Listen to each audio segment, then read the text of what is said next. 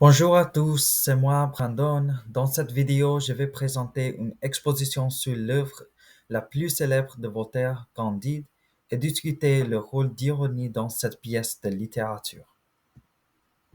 Alors, Candide était écrit par le philosophe fameux Voltaire. Voltaire naît à une famille riche en 1694 sous le nom de François-Marie Derouet. Il a assisté au collège Louis-le-Grand où il a reçu une éducation de première classe. Ensuite, il est devenu écrivain du théâtre et a changé son nom au nom de plume Voltaire. Pendant ce temps, Louis XIV était le roi de France et la France était généralement au point d'une transition et une transformation philosophique. Voltaire, en tant que partisan influent à l'époque, il a inauguré de nouvelles façons de penser innovantes.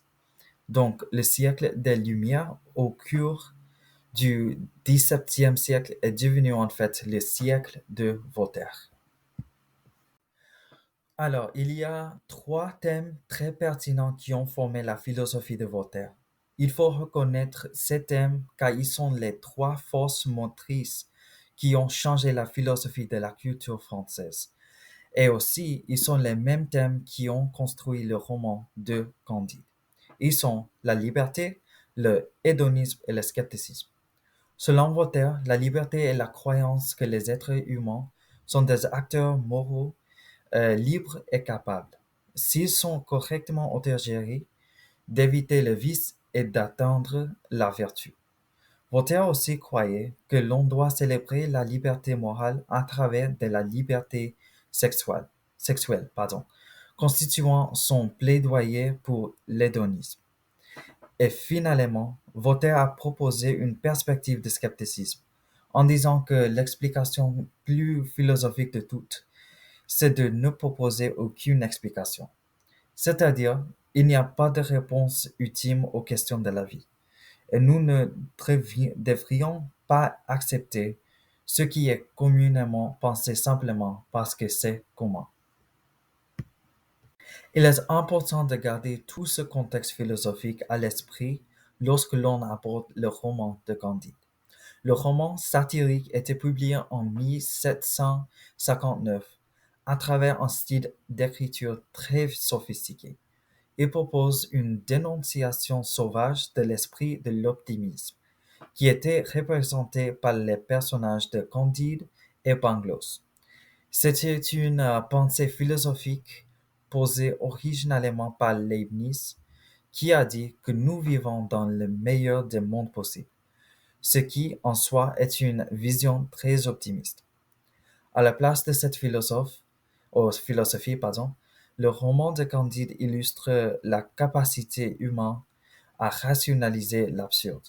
En d'autres termes, la philosophie de Voltaire attaque les hypothèses selon lesquelles nous pouvons totalement transcender notre vanité et accepter véritablement le mode de vie optimiste face au mal.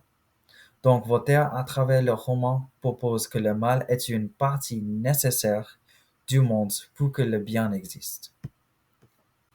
Dans cette section, j'ai inclus un petit résumé du récit de Candide pour ceux qui n'ont pas lu le roman en entier. Je vous encourage vivement à le faire car cela permettra de mieux comprendre le récit et le voyage de Candide à travers le monde.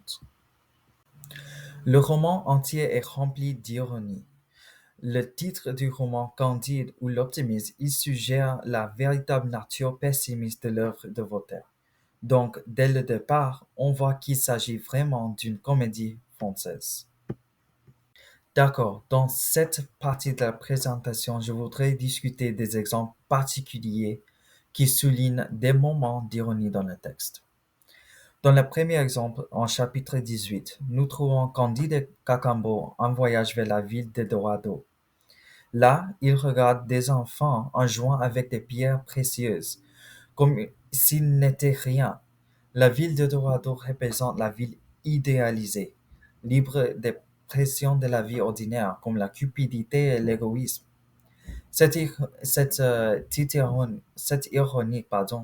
parce que tous les gens de société utopique, Ils sont heureux non pas à cause de leur richesse, mais grâce à leur vision de la vie. Ils ont tout, mais n'ont besoin de rien. Dans le deuxième exemple, dans chapitre 19, nous regardons Candide en Suriname, où il connaît un esclave noir et mutilé. L'esclave a perdu ses membres de plusieurs accidents, travaillant sur une sucrerie. L'ironie est que l'esclave souffre beaucoup pour créer un produit qui apporte beaucoup de joie aux gens en Europe. Dans l'exemple dernier, nous observons l'histoire d'amour raté entre Candide et Cunégonde.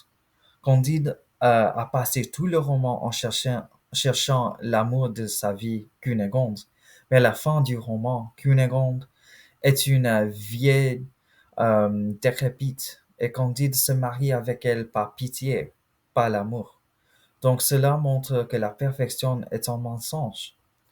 Dans chaque exemple de l'humour noir et de l'ironie triste, Voltaire critique un aspect de la vie européenne en proposant que ses lecteurs devraient vraiment réfléchir à la philosophie qui guide leur choix de vie.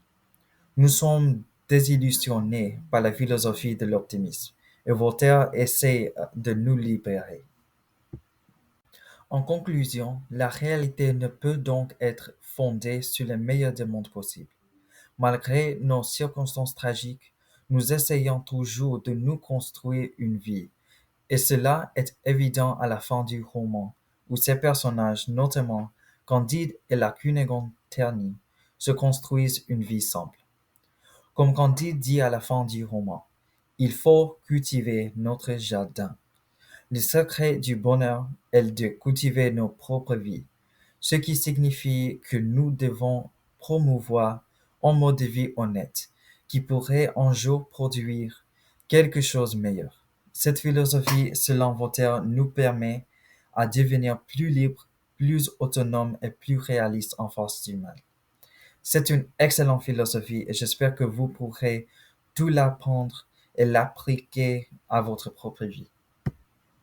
Merci bien pour avoir regardé cette vidéo. J'espère que vous avez appris un petit plus de la philosophie de Voltaire par son œuvre Candide.